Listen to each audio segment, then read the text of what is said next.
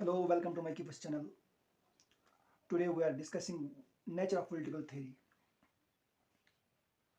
Nature of political theory can understand from different kinds of issues.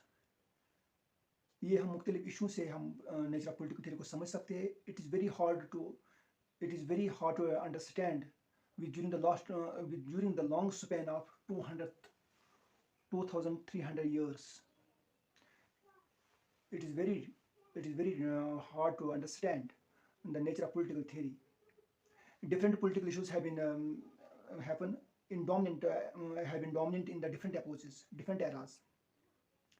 Nature of political theory can be divided into three parts: CPT, classical political theory. Classical political theory ये concern किसके साथ है? Perfect, ये तलाश करता है perfect political order. Perfect political order तलाश करता है. It is primarily concerned with the search for a perfect political order. It analyzes the basic issues. Basic issues को एनालाइज करता है जो पॉलिटिकल थ्योरी के बेसिक इश्यूज है, such as nature and purpose of the state, nature and purpose of the state, basis of political theory, problems of obligation and political obedience. It is concerned what the state ought to be. It is concerned with what the state ought to be. It means the idea of the state. हमने क्या पढ़ा classical political theory में? Classical political theory में हमने ये पढ़ा कि ये किसके साथ कंसर्न है. ये प्राइमरली किसके साथ कंसर्न है? It searches for a perfect political order. Second, it analyzes the basic issues of political theory. Political theory में basic issues क्या है? such as nature and purpose of state. State का nature क्या है, हमें मतलब स्टेट क्यों चाहिए, स्टेट का पर्पस मेन मकसद क्या होता है, basis of political authority, political authority की बेसिस क्या है, problems of the political obligation, political disobedience, political obligation की प्रॉब्लम्स क्या है, पॉलिटिकल डिसओबीडियंस की प्रॉब्लम्स, ये these are the basic issues of the political theory. ये हमें एनालाइज करता है, ये हमें एनालाइज करता है कि पॉलिटिकल थ्योरी के बेसिक इश्यूज को एनालाइज करता है. कौन? CPT. It is concerned what the state ought to be. It is concerned with what the state ought to be. It means the idea of a state. Second is modern political theory. Modern political theory starts from individualism. It gives more emphasis to this individualism. It put more stress on the individualism. It made liberty of the individual as a basic issue. यानी कि जो individual की liberty है उसने basic issue उसी पे काम करता है. Modern political theory made liberty of individual as a basic issue. Concern issues क्या है? राइट्स है, लिबर्टी है, हुकूक है, आज़ादी है, बराबरी है, प्रॉपर्टी है, जस्टिस फॉर इंडिविजुअल. ये मेन कंसर्न इशूज है. क्या क्या? राइट्स है, लिबर्टी है, इक्वलिटी है, प्रॉपर्टी है, जस्टिस है, justice for individual. Modern political theory जो है ये हमें ये बता रहा है कि how to create a state which is based upon individual consent. यानी कि लोगों की रजामंदी होनी चाहिए. Right to change of the government. अगर गवर्नमेंट ने सपोज कोई गवर्नमेंट मतलब काम नहीं कर रहा है, कोई गवर्नमेंट मतलब ऑटोक्रेटिक रूल कर रहा है, we have to right to change the government. Modern political theory में ये बता रहा है कि right to change the government, आपको हक है गवर्नमेंट चेंज करने का. यानी अगर स्टेट बन गई तो वो इंडिविजुअल कंसेंट पे बननी चाहिए. अगर इश्यूज है मतलब concern issues, right liberty, equality, property and justice for individual, उस पर काम करना चाहिए मॉडर्न पॉलिटिकल थ्योरी को. जो बेसिक इशू है, बेसिक इशू क्या है? Basic issue modern political theory का वो लिबर्टी ऑफ इंडिविजुअल्स है.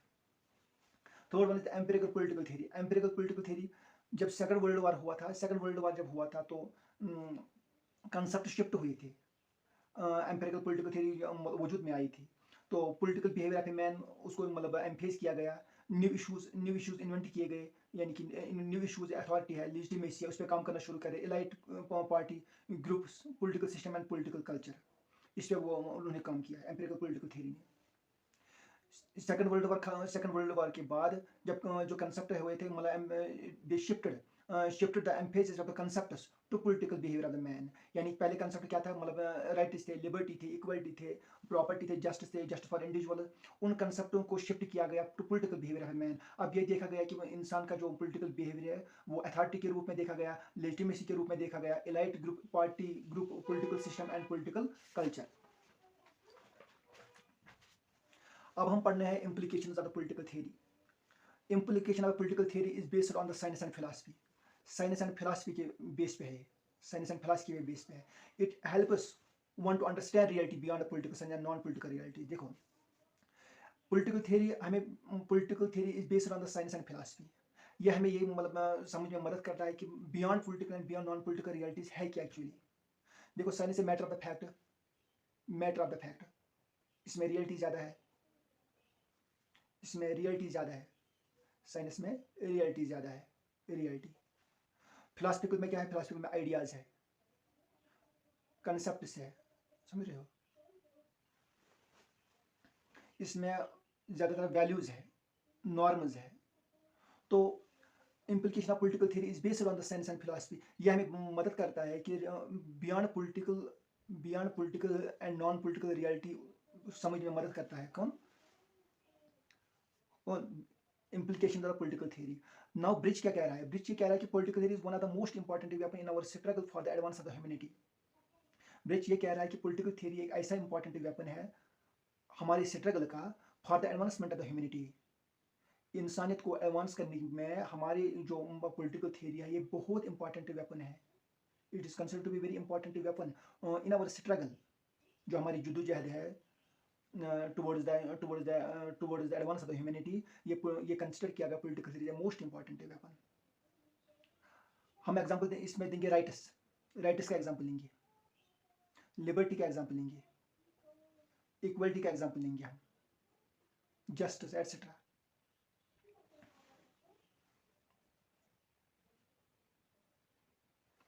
पॉलिटिकल थियरी हमें ये बता रहा है कि राइट्स हुकूक के बारे में बता रहा है, लिबर्टी के बारे में बता, इक्वलिटी के बारे में बता रहा है। J.S. मिल लिबर्टी के बारे में बता रहा है, T.H. ग्रीन कॉन राइट्स के बारे में बता रहा है, जॉन राउल्स जस्टिस के बारे में बता रहा है। तो जो कंसेप्ट है, इन कंसेप्ट के थ्रू हमें क्या मिल रहा है? Advance of the humanity. अगर जस्टिस मिल गया तो वो तो ह्यूमैनिटी के लिए है, राइट्स, लिबर्टी, इक्वलिटी। जब से बिहेवियर रेवोल्यूशन आया था, बिहेवियर रेवोल्यूशन ने थ्योरी बिल्डिंग पे एम्फेस किया था, it is based on the scientific lines in the natural sciences has become possible.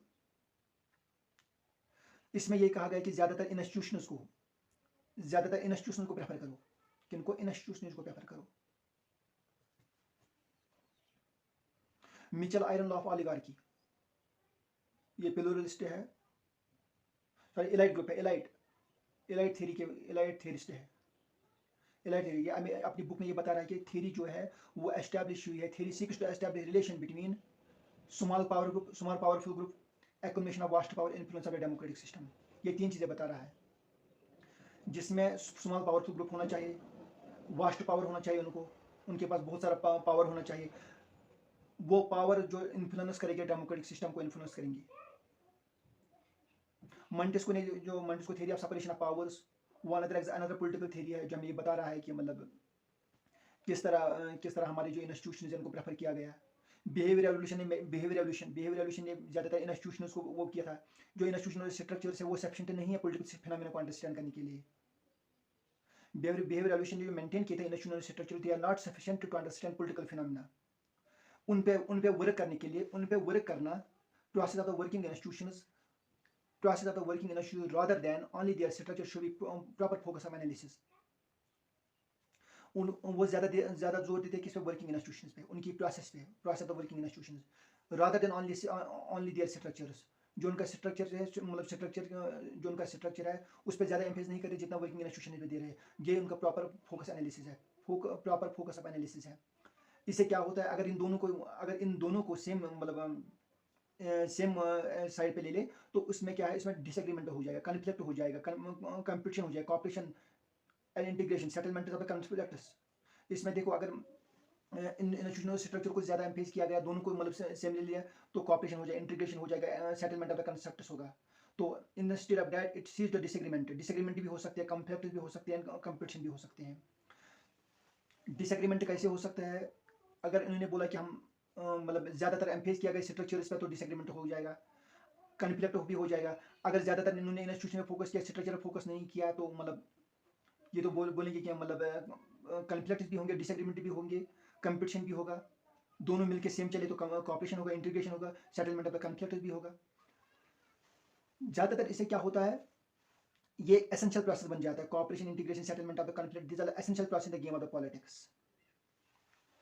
Essential game of the politics. It viewers जो मतलब जो बिहेवियर रेवोल्यूशन में क्या करा? ज़्यादातर पावर पे एम्फेस करा। पावर एज ए पावरटल political power is guiding principle of every phenomena. जिसके पास पावर होता है वो हर फिनोमेना, हर प्रोसेस को हैंडल कर सकता है। This is the guiding principle of the every phenomena. हर कोई प्रोसेस, चाहे वो नेचुरल हो चाहे वो स्ट्रक्चर हो, power plays a very important role. Power plays a very important role in guiding principles of every phenomena. That is all about today. Jai Hind.